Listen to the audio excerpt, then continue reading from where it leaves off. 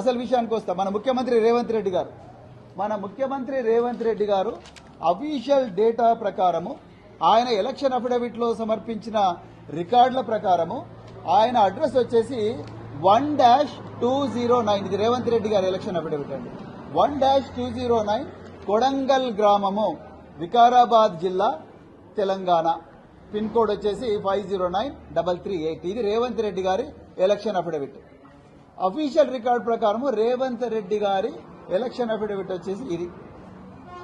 ఆయన అడ్రస్ కొడంగల్ 1-209. కానీ 2023లో మార్చి 20వ తారీఖు నాడు 2023 మార్చి 20వ తారీఖు నాడు ఇదే హైదరాబాద్ నగర పోలీసులు రేవంత్ రెడ్డి గారికి ఆయన హైదరాబాద్ నివాసంలో నోటీస్ సర్వ్ చేసిండు. ఎందుకు? కొడంగల్ అడ్రస్ పెట్టిన రేవంత్ రెడ్డి, ఆయన ఉండేది హైదరాబాద్ లో కాబట్టి ఆయన హైదరాబాద్ నివాసంలో ఆయనకు సర్వ్ చేసిండు. ఎప్పుడు గ్రూప్ 1 క్వశ్చన్ పేపర్ల లీకేజ్ లో వేసిన సిట్టులో ఆయన విచారించడం కోసం మార్చి 20 నాడు 2023వ సంవత్సరంలో ఇదే రేవంత్ రెడ్డి గారి ఇంటికి పోయి, హైదరాబాద్ ఇంటికి పోయి సర్వ్ చేసిండు. ఎందుకు? ఆయన హైదరాబాద్లోనే ఉంటున్నాడని చెప్పేసి. ఆయన ఇప్పుడు కూడా అదే ఇంట్లో ఉంటున్నాడు, హైదరాబాద్ ఇంట్లోనే ఉంటున్నాడు. కానీ ఎలక్షన్ అఫిడవిట్ లో మాత్రం 1-209 కొడంగల్ అని ఉంది.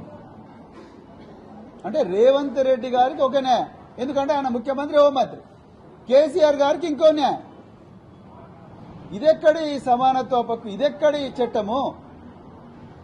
ఏ విధంగా ఇంత ఘోరమైన వివక్ష ఎట్లా చూపిస్తున్నారు మీరు? కేసీఆర్ గారిని కుట్రపూరితంగా వివక్షతోని ముప్పు తిప్పలు పెట్టాలని, వేధించాలని, తెలంగాణ ప్రజల ముందు, తెలంగాణ ప్రజల నుండి కేసీఆర్ గారిని వేరు చేయాలని మీరు శత విధాల ప్రయత్నం చేస్తా ఉన్నారు.